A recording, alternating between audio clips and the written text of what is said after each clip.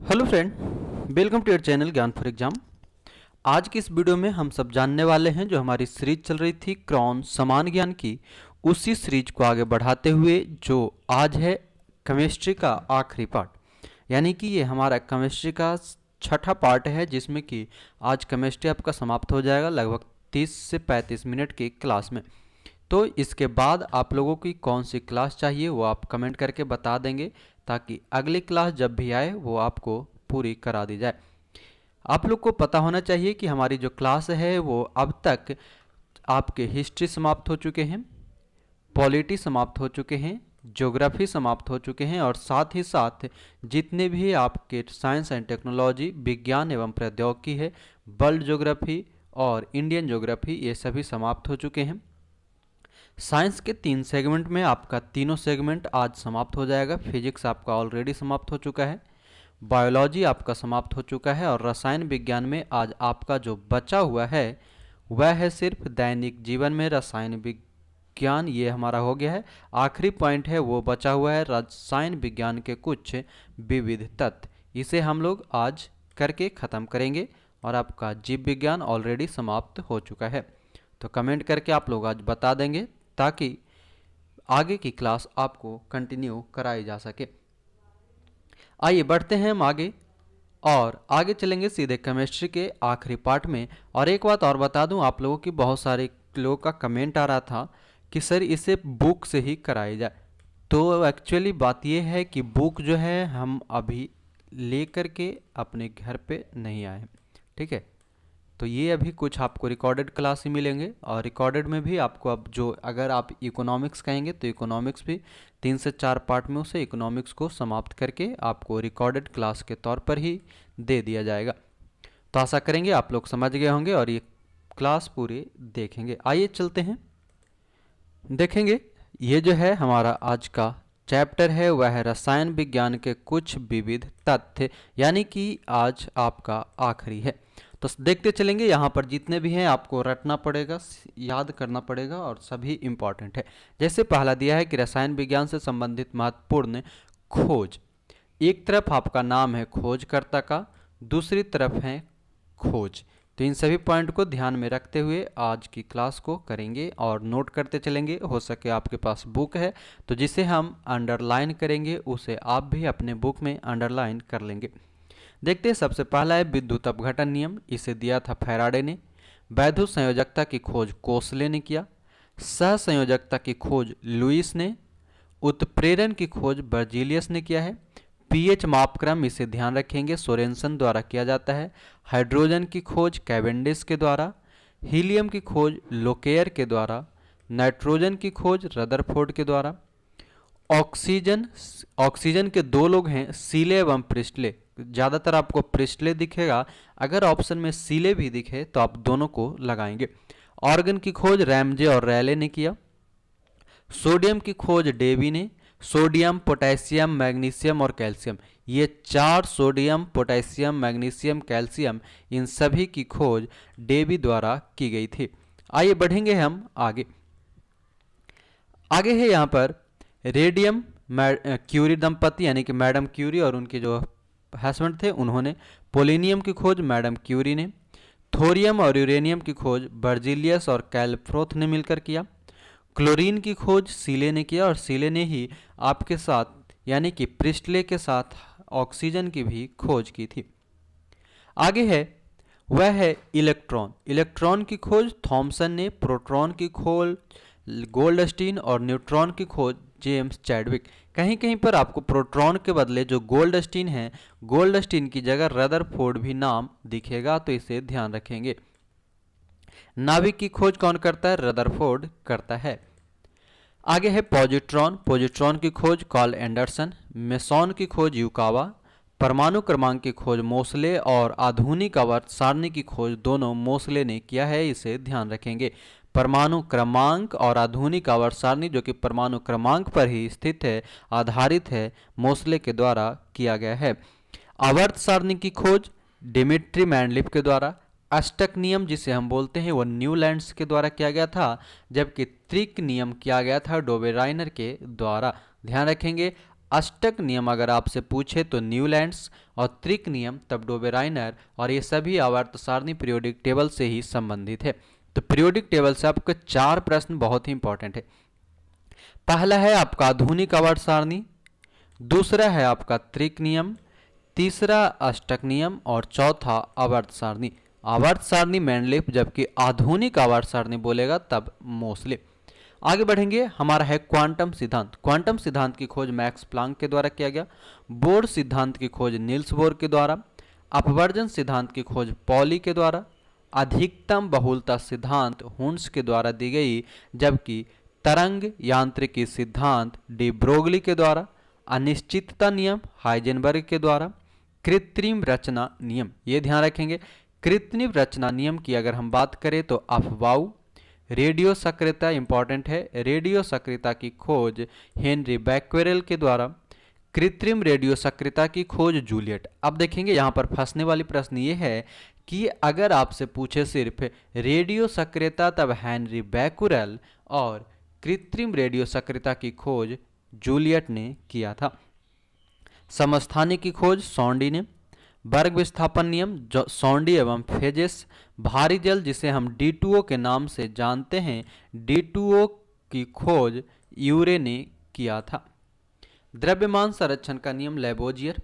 स्थिर अनुपात का नियम प्रॉट ने दिया। गुणित अनुपात का नियम डाल्टन।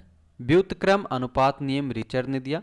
सापेक्षता का सिद्धांत आइंस्टीन के द्वारा दिया जाता है, और साथ ही द्रव्यमान ऊर्जा समीकरण भी आइंस्टीन के द्वारा दी जाती है। प्रकाश विद्युत प्रभाव आइंस्टीन के द्वारा। सापेक्षिकता का सिद्धांत आइंस्टीन के द्वारा। द्रव्यमान ऊर्जा समीकरण आइंस्टीन के द्वारा दी गई। एवोगाड्रो की परिकल्पना, ये तो आपके नाम से ही है, एवोगाड्रो। आगे आता है गैसों का विसरण। गैसों का विसरण ग्राहम ने दिया, जबकि बॉयल का नियम रॉबर्ट बॉयल ने। चार्ल्स का नियम चार्ल्स ने। आंशिक दाब का नियम डाल्टन ने दिया था। वही तनुता नियम जो टेंसिलिटी होती है, अस्टेंसिलिटी, उसको ऑस्टवॉल्ड ने दिया, और परासरण दाब का नियम बर्कले ने दिया है। तो ये था सभी खोज और खोजकर्ताओं से संबंधित, जो कि रसायन विज्ञान से संबंधित उनके प्रमुख खोज थे। अब आगे जो है वह है रासायनिक पदार्थ में व्यापारिक नाम और रासायनिक सूत्र। ये बहुत इंपॉर्टेंट है, अब बहुत सारे हैं, तो इसे आपको खुद से 1-2 बार इसे देख करके समझ करके याद करना होगा, और यहाँ से एक न एक प्रश्न हमेशा पूछे जाते हैं। तो आइए देखेंगे, सबसे एक तरफ है आपका व्यापारिक नाम, दूसरे तरफ है रासायनिक नाम, और तीसरे तरफ है रासायनिक सूत्र। तीनों को समझते चलेंगे। सबसे पहला आता है हाइपो। हाइपो जिसे हम सोडियम थायोसल्फेट के नाम से जानते हैं, ये ध्यान रखेंगे, बीच में रासायनिक नाम है और इधर रासायनिक सूत्र है। हाइपो को हम सोडियम थायोसल्फेट के नाम से जानते हैं, जिसका रासायनिक सूत्र Na2H2O3 होती है। नेक्स्ट है हमारा माइक्रोकॉस्मिक लवण। माइक्रोकॉस्मिक लवण को हम सोडियम अमोनियम हाइड्रोजन फॉस्फेट के नाम से जानते हैं, जिसे NaH4 प्लस HPO4 के नाम से व्यतिरिक्त करते हैं। तीसरा आता फिटकिरी, ये बहुत इंपॉर्टेंट है, इसे ध्यान रखेंगे। फिटकिरी आपके लिए इंपॉर्टेंट है खास करके, तो फिटकिरी को कहा जाता है पोटेशियम एल्यूमिनेट सल्फेट, जिसका सूत्र होता है K2SO4 इंटू Al2SO4 का होल थ्राइज 24H2O। खास करके यहाँ पर जल को याद रखेंगे, ये आपको ऐसा 1-2 और मिलेगा, K2SO4 Al2SO4 3, जबकि फिटकिरी में क्या होती है 24 जल होता है। नेक्स्ट है हमारा लाल दवा। लाल दवा को पोटेशियम परमैंगनेट के नाम से जानते हैं, जिसे KMnO4 से डिनोट करते हैं। कास्टिक फोडास पूछा जाता है हमेशा। पोटेशियम हाइड्रोक्साइड की पहचान होती है OH, तो KOH पोटेशियम हाइड्रोक्साइड होती है। इससे पहले की अभी अगर जो आपके 4 से 5 वीडियो आए हैं, वो अगर आप नहीं देखे हैं तो उसे भी ज़रूर देख लेंगे, तब आपकी पूरी केमिस्ट्री और भी ज़्यादा समझ में आएगी। और वीडियो पसंद आएगा तो अपने दोस्तों के साथ शेयर, लाइक, कमेंट करते रहेंगे। आइए बढ़ते हैं, हम चल रहे थे सोरा। सोरा की बात करें तो पोटेशियम नाइट्रेट, जिसे KNO3 के नाम से जाना जाता है, और ये भी ध्यान रखेंगे सोरा और नाइटर दोनों को पोटेशियम नाइट्रेट ही कहते हैं, जिसे KNO3 से डिनोट किया जाता है। अगला हमारा क्रोम एलम। क्रोम एलम जिसे K2SO4 Cr2SO4 का 324 H2O से डिनोट किया जाता है, जिसे पोटेशियम क्रोमियम सल्फेट कहा जाता है। ब्लीचिंग पाउडर, ये ध्यान रखेंगे, जिसे विरंजक चूर्ण के नाम से जाना जाता है, यह CaOCl होती है। अगला है हमारा चूने का पानी। चूने का पानी जिसे हम कैल्शियम हाइड्रोक्साइड के नाम से जानते हैं, जिसे CaOH का होल ट्वाइज कहते हैं। जिप्सम, कैल्शियम सल्फेट, जिप्सम से भी हमेशा प्रश्न पूछा जाता है। जिप्सम, प्लास्टर ऑफ पेरिस, चूने का पानी, फिटकिरी, इन सभी का नाम आप ध्यान रखेंगे। जैसा कि हमने बताया था, फिटकिरी को K2SO4Al2SO4 324 H2O है, जबकि जिप्सम का कैल्शियम सल्फेट यानी कि CaSO4S2H2O है, और प्लास्टर ऑफ पेरिस को हम CaSO4 हाफ H2O लिखते हैं। यहाँ पर जिप्सम और प्लास्टर ऑफ पेरिस हमेशा फंसाने का काम करता है, तो ये ध्यान रखेंगे। प्लास्टर ऑफ पेरिस में प जो है आपका आधा है, प आधा है, यानी कि यहाँ पर आपको शुरू में ही आधा जल रहेगा, और जिप्सम में पूरा जल यानी कि 2 भाग जल होते हैं। अगला हमारा साधारण नमक, जिसे सोडियम क्लोराइड, जिसे हम खाने के नमक में भी प्रयुक्त करते हैं, और इसका रासायनिक सूत्र NaCl होती है। बेकिंग सोडा और धोवन सोडा, यहाँ भी लोग फंसते हैं। तो बेकिंग सोडा आप ध्यान रखेंगे, इसका जब नाम पूछता है रासायनिक नाम, तो बेकिंग सोडा सोडियम बाइकार्बोनेट के नाम से जाना जाता है। तो आपको ध्यान होना चाहिए, बेकिंग सोडा या खाने वाला सोडा। बेकिंग मतलब बनाना, बे और बा को रिलेट करेंगे। इस बा के साथ रिलेट करके आप याद रखेंगे बेकिंग यानी कि बाइकार्बोनेट NaHCO3, और धोवन सोडा की हम बात करें तो सोडियम कार्बोनेट। धोवन सोडा में सिर्फ कार्बोनेट है, जबकि बेकिंग सोडा में बाइकार्बोनेट है, तो इसे ध्यान रखेंगे। बात करें अगर धोवन सोडा की, तो धोवन सोडा Na2CO3 × 10H2O, यानी इसमें 10 भाग जल होती है। तीसरा आता है कास्टिक सोडा। कास्टिक सोडा को हम सोडियम हाइड्रोक्साइड के नाम से जानते हैं, NaOH कहा जाता है। आगे आते हैं Chile saltpetre. Chile saltpetre की बात करें तो सोडियम नाइट्रेट के नाम से इसे जाना जाता है, NaNO3 होता है। सुहागा, जिसे बोरेक्स कहते हैं, Na2B4O7 10H2O। सोडा ऐश को सोडियम कार्बोनेट Na2CO3 कहते हैं। Glauber's salt, sodium sulphate Na2SO4 10H2O। Chalk, जिसे कैल्शियम कार्बोनेट कहते हैं, COCO3। उसके साथ बिना बुझा हुआ चूना, कैल्शियम ऑक्साइड, CaO होता है। बात करें संगमरमर की, तो संगमरमर को कैल्शियम कार्बोनेट यानी कि CaCO3 के नाम से जाना जाता है। अन्य बात करें तो हाइड्रोलिथ, हाइड्रोलिथ को हम किस में बात करते हैं, कैल्शियम हाइड्राइड CaH के नाम से उसे डिनोट करते हैं। आगे और भी ये नौसादर, नौसादर याद रखेंगे, जिसे हम अमोनियम क्लोराइड के नाम से जानते हैं, और यह NH4Cl होती है। लाफिंग गैस, जिसे नाइट्रस ऑक्साइड, हंसने वाले गैस, हंसाने वाले गैस N2O होता है। लिथार्ज, जिसे लेड ऑक्साइड कहते हैं, या PbO होती है। गैलेना की बात करें तो लेड सल्फाइड, जिसे PbS के नाम से जाना जाता है। लेड ऑक्साइड और लेड सल्फाइड दोनों अलग है। लेड ऑक्साइड लिथार्ज कहलाती है, PbO, जबकि लेड सल्फाइड गैलेना कहलाती है, PbS। आगे हमारा लाल सिंदूर, लेड पैराऑक्साइड Pb3O4। सफ़ेद lead, basic lead carbonate 2PbCO3 × PbOH का होल ट्वाइज।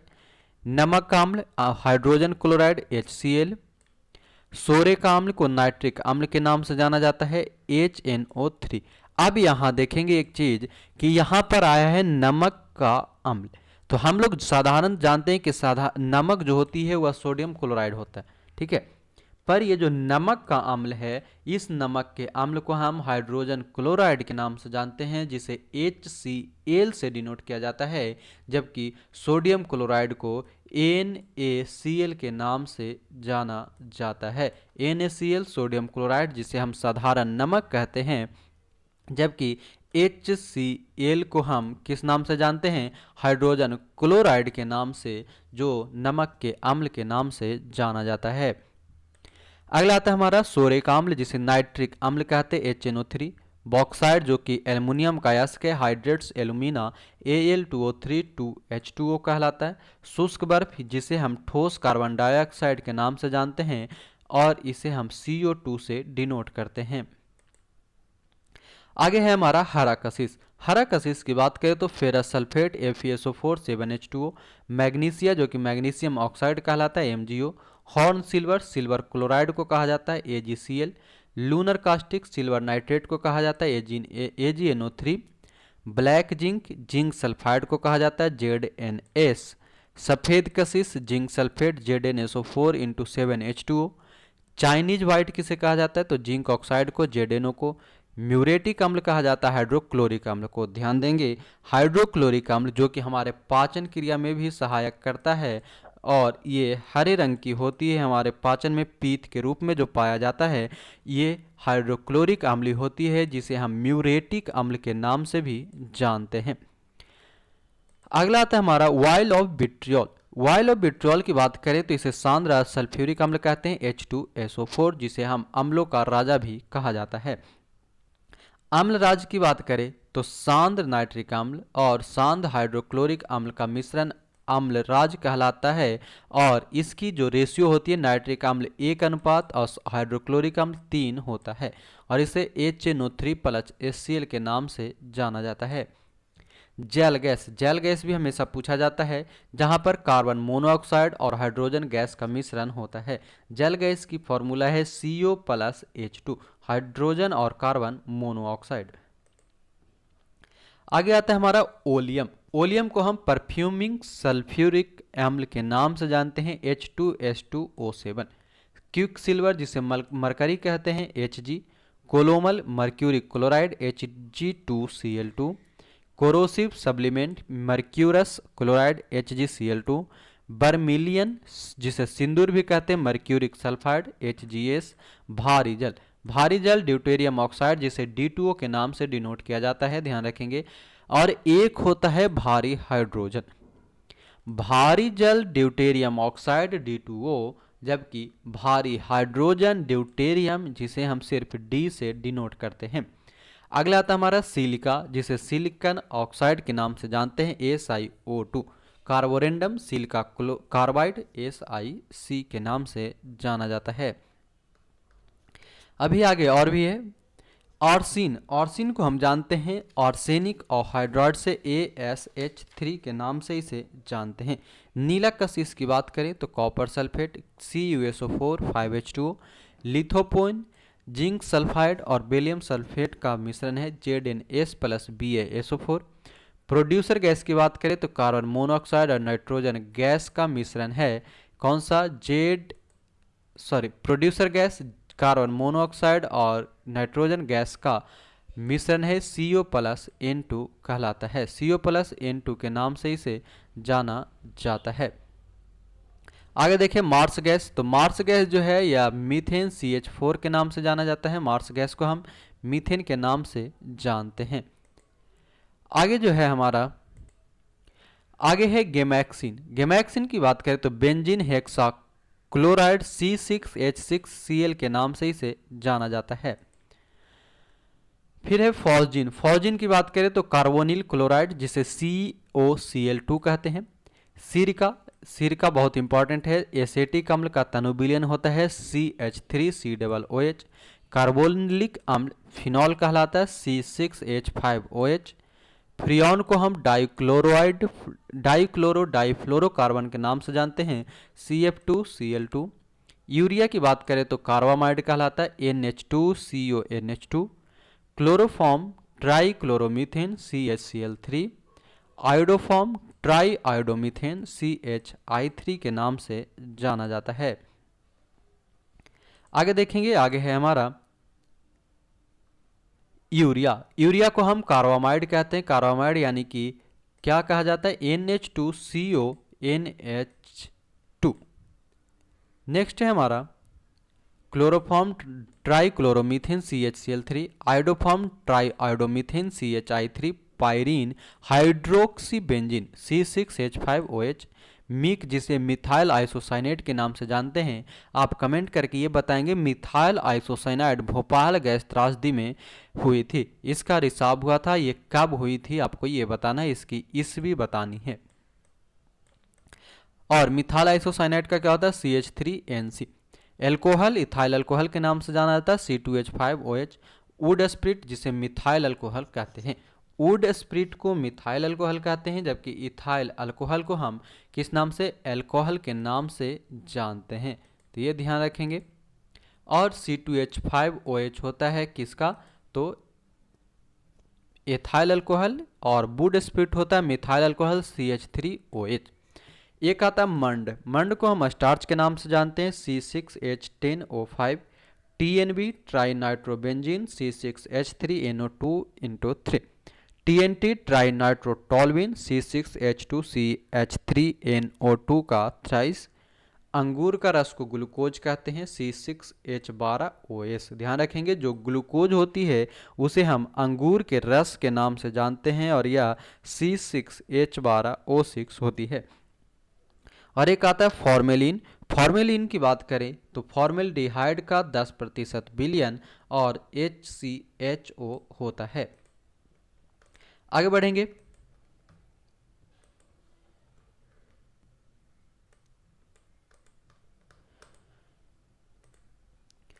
आगे जो है वह है मिश्र धातु, उसका संगठन और उपयोग। ये छोटा सा पॉइंट है। उसके बाद जो मेन पॉइंट आएगा वह है महत्वपूर्ण बिंदु। यहाँ पर बहुत सारे प्रश्न आपको इंपॉर्टेंट मिलेंगे। तो पहले हम समझ लेते हैं मिश्र धातु, उनका संगठन और उपयोग, उसके बाद हम आगे बढ़ेंगे। कहता है alloy and their composition and uses. पहला है मिश्र धातु जिसे हम एलॉय के नाम से जानते हैं। इसके बारे में कहता है कि दो या दो से अधिक धातुओं या अधिक धातु एवं एक आधातु के समांगी मिश्रण को मिश्र धातु कहा जाता है। यदि मिश्र धातु का एक अवयव पारा हो तो वैसा मिश्र धातु अमलगम कहलाता है। मिश्र धातु के गुण। प्रत्येक मिश्र धातु में कुछ निश्चित उपयोगी गुण होते हैं। ये गुण मिश्र धातु बनाने वाली अवयवी तत्वों के मूल गुणों से भिन्न होते हैं। अवयवी तत्व के अनुपात को कम या अधिक करके इन गुणों में परिवर्तन किया जा सकता है। मिश्र धातुओं में निम्नलिखित विशेषताएं पाई जाती है। पहली विशेषता यह है कि मिश्र धातुएं अपनी अवयवी धातुओं से प्रायः अधिक कठोर होती है। मिश्र धातु अपनी अवयवी धातुओं की अपेक्षा संरक्षण रोधी होती है। और तीसरा कहता है इनके गलनांक शुद्ध अवयवी धातुओं की तुलना में प्रायः कम होते हैं। आगे यहाँ पर दिया गया है, एक तरफ है मिश्र धातु, दूसरे तरफ है संगठन और तीसरे तरफ है उपयोग। तो यहाँ ध्यान देंगे, सबसे पहला है मुद्रा धातु। मुद्रा धातु में कॉपर, टीन और पी यानी कि फास्फोरस मौजूद होता है। कॉपर 95% तक, एसएन 4%, पी 1%, यानी कि इसका प्रयोग मुद्रा बनाने में होती है। गन मेटल जहाँ पर कॉपर, टीन और जिंक होते हैं, बंदूक, हथियार तथा मशीनों के पुर्जे बनाने में। बेल मेटल जहाँ पर कॉपर और टीन होता है, कॉपर और टीन घंटा बनाने के काम आते हैं। जबकि जो कॉस्टेटीन है, कॉस्टेटीन को हम किसमें, तो Cu और निकेल यानी कॉपर और निकेल जहां पर तार के रूप में इसका हम प्रयोग करते हैं। आगे देखेंगे वह है मोनल मेटल। मोनल मेटल की बात करें तो यह कॉपर, लोहा और निकेल होती है, मूर्तियां बनाने में प्रयोग होता है। पीतल, पीतल को याद रखेंगे, कॉपर 70% और जिंक 30% होती है, जिसका प्रयोग हम तार, मशीन के पुर्जे, बर्तन बनाने में करते हैं। पीतल और तांबा दोनों में हमेशा लोग फंसते हैं, तो ध्यान रखेंगे पीतल जहां पर होता है वहां कॉपर और जिंक होता है। पी ताजी आप कर दो इसे, अगर याद रखना है तो पी ताजी। पिताजी से आपको पी से पीतल हो जाएगा, ता से तांबा और जी से ज से जिंक हो जाएगा। तो इसे ध्यान रखेंगे, पिताजी यानी कि पीतल, तांबा, जिंक। और ब्रॉन्ज यानी कि कांस की बात करें तो कॉपर और टीन होती है। कॉपर और टीन किस में होता है, ब्रॉन्ज में होती है, कांसा में। आगे देखेंगे, आगे है हमारा वह है कृत्रिम सोना। कृत्रिम सोना जहां पर Cu और एल्युमिनियम होता है, कॉपर और एल्युमिनियम आभूषण तथा मूर्ति बनाने में। जर्मन सिल्वर में कॉपर, जिंक और निकेल होती है। यहां ध्यान रखेंगे, यहां पर सिल्वर नाम से एक प्रश्न पूछा जाता है कि जर्मन सिल्वर में सिल्वर की कुल प्रतिशत कितनी होती है। तो जर्मन सिल्वर में सिल्वर की प्रतिशत 0 होती है, क्योंकि इसमें सिल्वर नहीं पाया जाता। इसमें सिर्फ कॉपर, जिंक और निकेल पाई जाती है। कॉपर 60% जबकि जिंक और निकेल 20-20 होती है। अगला है हमारा डच मेटल। डच मेटल की बात करें तो इसके अंतर्गत आता है कॉपर और जिंक मशीन के पुर्जे बनाने में। मैग्नीशियम में एल्युमिनियम और मैग्नीशियम आता है। वायुयान एवं जहाज बनाने में हम मैग्नीशियम का प्रयोग करते हैं। ड्यूरेलुमीन एल्युमिनियम, मैग्नीशियम, कॉपर और Mn होती है, जहां पर वायुयान, प्रेशर कुकर आदि बनाने में प्रयोग किया जाता है। सोल्डर याद रखेंगे, Pb यानी कि सीसा और टीन होती है। Sn वैधों संबंध है, सीसा और टीन मिलकर के सोल्डर बनाया जाता है। एल्निको जहां पर स्टील, एल्युमिनियम, निकेल और कॉपर होता है चुंबक के निर्माण में। मैग्नीज स्टील की बात करें तो MnFe होती है। तिजोरी, रेल की पटरी में लगे गर्डर, कूटने की मशीन, ये सभी मैग्नीज स्टील की बनाई जाती है। आगे जो है हमारा वह है मैग्नीज स्टील नाइक्रोम। नाइक्रोम की बात करें तो निकेल, लोहा, क्रोमियम और Mn यानी कि मैग्नीज कह सकते हैं इसको, और इसका प्रयोग विद्युत तापन अवयव बनाने में की जाती है। अब आगे जो है महत्वपूर्ण बिंदु, ये ध्यान रखेंगे। महत्वपूर्ण बिंदु बहुत सारे यहाँ पर वन लाइनर प्रश्न दिए गए हैं, इसे ध्यान से समझेंगे और नोट करते चलेंगे। तो देखते हैं सबसे पहले जो है वह है कि सबसे मजबूत हाइड्रोजन बंधन हाइड्रोजन फ्लोराइड HF होती है। परमाणु का विद्युत आवेश शून्य होता है। परम शून्य ताप यानी कि एब्सोल्यूट जीरो टेम्परेचर वह काल्पनिक तापमान है जिस पर गैसों कणों की गति स्थिर हो जाती है तथा इसका आयतन शून्य हो जाता है। नेक्स्ट है -273 डिग्री सेल्सियस पर किसी गैस का आयतन शून्य हो जाता है। किसी द्रव का क्वथनांक दाब बढ़ने से बढ़ जाता है। पॉइंट एक करके सभी इंपॉर्टेंट है। अगला है उत्प्रेरक। उत्प्रेरक की कहता है कि उत्प्रेरक एक्टिवेशन ऊर्जा में कमी ला देता है तथा प्रतिक्रिया के दर को बदल देता है। आगे देखेंगे वह है -273 डिग्री सेल्सियस पर तापमान का केल्विन में मान 0 डिग्री केल्विन होता है। 4 डिग्री सेल्सियस तापमान पर जल का घनत्व अधिकतम होता है। द्रव का ताप बढ़ाने पर उसके पृष्ठ तनाव घटता है। केशिकत्व सिद्धांत के कारण ही लालटेन में बत्तियों के सहारे तेल चढ़ता है। केशिकत्व के कारण ही जो पेपर की स्याहियां हैं ये भी होती है। साथ ही पौधों में जो रसारोहण होता है जल का, वो भी केशिकत्व के कारण ही होता है। हीरा का अपवर्तनांक सबसे अधिक होता है 2.42। नोट करेंगे। आइए आगे बढ़ेंगे। आगे जो है यहाँ पर कहता है तथा पूर्ण आंतरिक परावर्तन यानी कि हीरे का अपवर्तनांक अधिक होता है और पूर्ण आंतरिक परावर्तन के कारण वह चमकीला दिखाई देता है। कहता है यदि क्लोरोफॉर्म को सूर्य के प्रकाश में वायुमंडल में खुला छोड़ दे तो वह विषैली गैस फॉस्जीन में बदल जाती है। यानी क्लोरोफॉर्म को खुला छोड़ने पर फॉस्जीन बनाता है। भोपाल गैस त्रासदी के जिम्मेदार गैस ए मिथाइल आइसोसाइनाइड थी। आप बताएंगे इसकी ईस्वी कब हुई थी। सोडियम को वाष्पोत्सर्जन से बचाने के लिए केरोसिन में डालकर रखा जाता है। बार्डियोक्स मिश्रण का प्रयोग कवकनाशक के रूप में किया जाता है। हाइड्रोजन सबसे हल्का तथा ओस्मियम सबसे भारी पदार्थ है। ये भी ध्यान रखेंगे, हाइड्रोजन सबसे हल्का और ओस्मियम सबसे भारी पदार्थ है। आगे चल करके आपसे धातु भी हो सकता है यहाँ पर मिलेगा, और तत्व तो उन सभी को ध्यान में रखेंगे। आगे है कि सोडियम को जल पर रखने से वह जलने लगेगा, इसलिए इसे कहाँ रखा जाता है? केरोसिन में। फिर है सल्फ्यूरिक अम्ल की उपयोगिता के मद्देनजर उसे रसायनों का सम्राट कहा जाता है। स्विमिंग पूल में पानी को स्वच्छ रखने के लिए क्लोरीन का इस्तेमाल किया जाता है। सर्वाधिक वैद्युत घनात्मक तत्व फ्रांसियम है। सर्वाधिक वैद्युत चालक अधातु ग्रेफाइट होती है। ग्रेफाइट कार्बन का अपरूप है जो कि विद्युत का चालक होता है। आइए चलेंगे आगे। अगला जो पेज है वह कहता है सर्वाधिक विद्युत चालकता वाला तत्व सिल्वर है। प्लेटिनम को सफेद स्वर्ण कहा जाता है। भू परत में सबसे कम मात्रा में पाए जाने वाला तत्व एस्टेटीन है।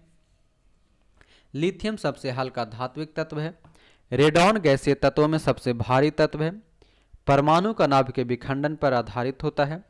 हाइड्रोजन बम नाभिकीय संलयन पर, यह ध्यान रखेंगे, परमाणु बम नाभिकीय विखंडन पर, जबकि सूर्य और हाइड्रोजन नाभिकीय संलयन पर होती है।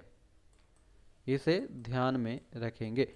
आगे आता है मोटर वाहनों से निकलने वाली सबसे खतरनाक धात्विक प्रदूषक सीसा होता है। जंग रहित मिश्र धातुओं के निर्माण में कोबाल्ट का प्रयोग होता है। आगे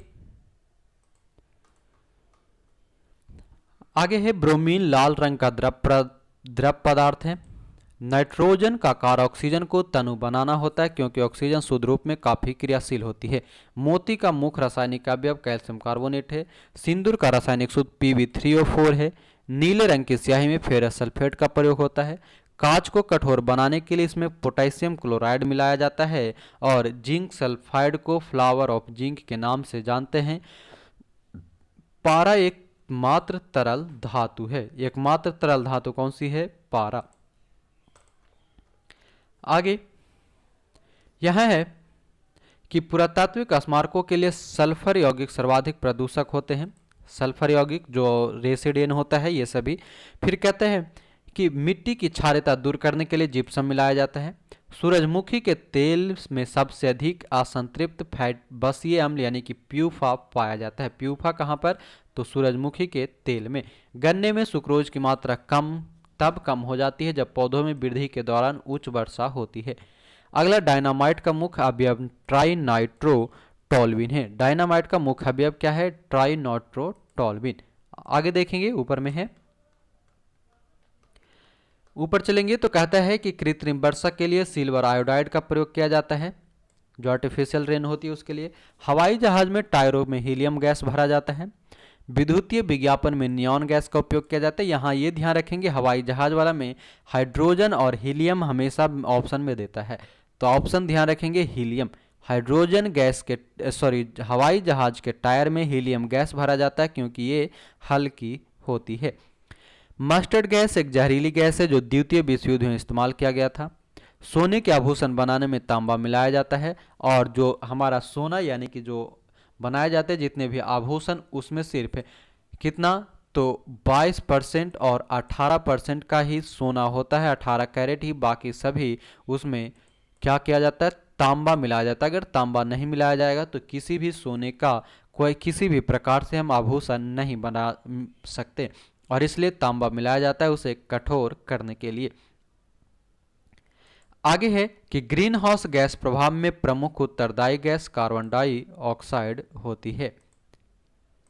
आगे बढ़ेंगे तो कहता है कि फोटोग्राफिक प्लेट पर सिल्वर ब्रोमाइड तथा जिलेटिन की पतली परत चढ़ी होती है। हीलियम और ऑक्सीजन का मिश्रण समुद्री गोताखोरों द्वारा वायु के स्थान पर प्रयोग किया जाता है क्योंकि अधिक दाब पर हीलियम नाइट्रोजन की अपेक्षा रक्त में कम विलेय होता है। ध्यान रखेंगे गोताखोर द्वारा हीलियम और ऑक्सीजन का प्रयोग किया जाता है क्योंकि हीलियम जो है नाइट्रोजन की अपेक्षा रक्त में कम विलेय होती है। दमा के रोगी को भी हीलियम एवं ऑक्सीजन का मिश्रण वायु के स्थान पर दिया जाता है। विद्युत बल्ब में ऑर्गन गैस भरी जाती है क्योंकि इसकी उपस्थिति में तनु अधिक समय तक सुरक्षित रहता है। हवाई अड्डों पर विमान चालकों को संकेत के लिए नियॉन लैंप का प्रयोग की जाती है। आगे चलेंगे, कहता है कि पुराने तेल चित्रों को चमकदार बनाए रखने के लिए हाइड्रोजन पेरोक्साइड का प्रयोग किया जाता है। वोटरों को उंगली पर निशान लगाने वाली स्याही सिल्वर नाइट्रेज AgNO3 होती है। आप देखोगे जब भी आप वोट करने जाते हैं तब आपके उंगली पर एक स्याही एक लकीर बनाई जाती है, वो कुछ और नहीं सिल्वर नाइट्रेट होती है। अगर आपको इसको तुरंत हटाना है तो आप पपीता का जो दूध होता है उससे आप लगाएं, उससे ये तुरंत मिट सकती है। आगे देखेंगे, कहता है कि झाग वाला अग्निशमक तेल की टंकियों में लगी आग को बुझाने के काम आता है। कार्बन टेट्राक्लोराइड तथा पायरीन अग्निशमक का उपयोग बिजली से लगी आग को बुझाने के काम आता है। मार्स गैस का मुख्य घटक मीथेन CH4 है और LPG में एक मिश्रण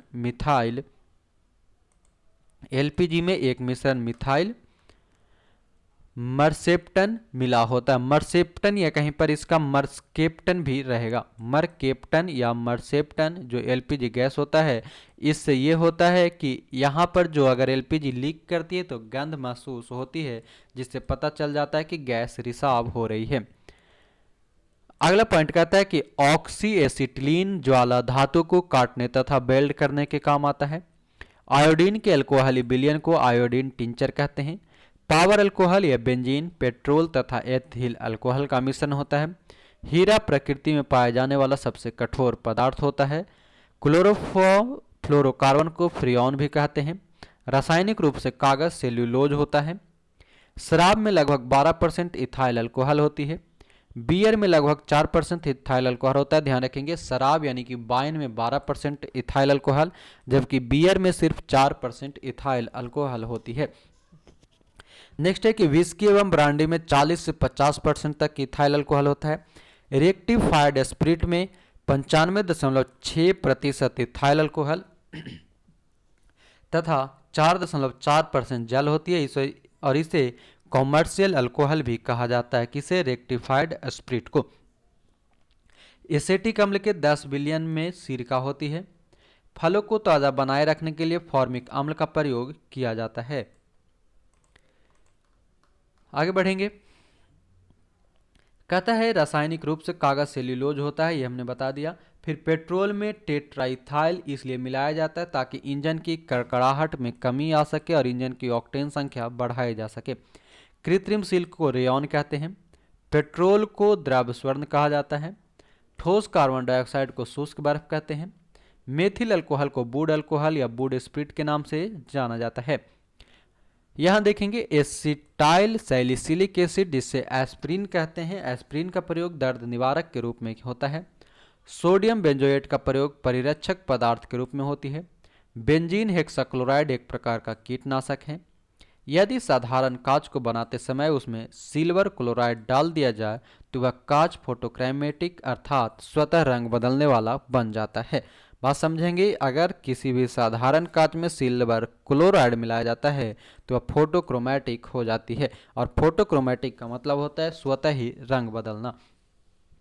फॉर्मेल्डिहाइड का तनु विलयन और फॉर्मेलिन के रूप में प्रयोग किया जाता है, जो कि एक परिरक्षक प्रिजर्वेटिव होती है। आगे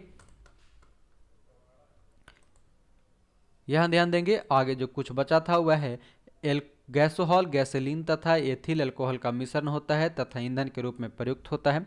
रसोई गैस को हाइड्रोजनीकरण द्वारा वनस्पति घी में बदला जाता है। एल्फा क्लोरोएसीटोफिनॉल तथा एक्रोलीन अश्रु गैस के रूप में प्रयोग की जाती है। और आखिरी और इसके चैप्टर की अंतिम पॉइंट है वह है कार्बन टेट्राक्लोराइड, जिसे CCl4 के नाम से जानते हैं। कार्बन टेट्राक्लोराइड का प्रयोग पायरीन के नाम से आग बुझाने के संयंत्रों में किया जाता है। और इस प्रकार आपकी पूरी केमिस्ट्री अभी समाप्त हो गई। ये आपकी पूरी केमिस्ट्री जितनी भी थी ज़रूरत से ज़्यादा वो हमने आपको करा दिया। बायोलॉजी आपको करा रखे हैं, फिजिक्स आपका समाप्त हो गया। तो आशा करेंगे आपको ये बहुत ही आपके आने वाले एग्जाम्स के लिए कारगर साबित होगी।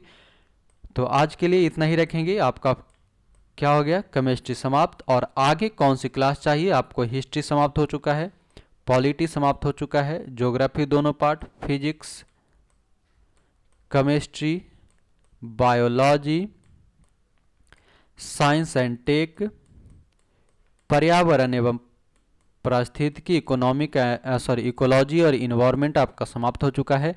बचा है अब आपका सिर्फ इकोनॉमी, कंप्यूटर, मिसलेनियस और स्पोर्ट्स। ये 4 आपके बचे हैं। इन 4 में आप कमेंट करके हमें बता देंगे आपको कौन कौन से चाहिए, इकोनॉमिक्स, कंप्यूटर, मिसलेनियस और स्पोर्ट्स में। इसे भी हम आपको करा करके ये बुक को जल्द से जल्द समाप्त कर देंगे, आपके आने वाले एग्जाम्स के लिए इम्पॉर्टेंट होगी। तो आज के लिए इतना ही रखेंगे। जाते जाते जो अभी तक नहीं जुड़े हैं और अन्य लोगों को जोड़ते जाएं, और वीडियो पसंद आने पर अपने दोस्तों के साथ शेयर, लाइक, कमेंट जरूर करें। तो मिलेंगे अगले क्लास में। आप कमेंट करके ज़रूर बता के रखेंगे, और साथ ही इसका PDF आपको नीचे दी गई ग्रुप लिंक है वहाँ पर आपको मिल जाएंगे, आप ज्वाइन कर लेंगे। तो आज के लिए इतना ही। हमारे साथ जुड़ने के लिए बहुत बहुत धन्यवाद। जय हिंद।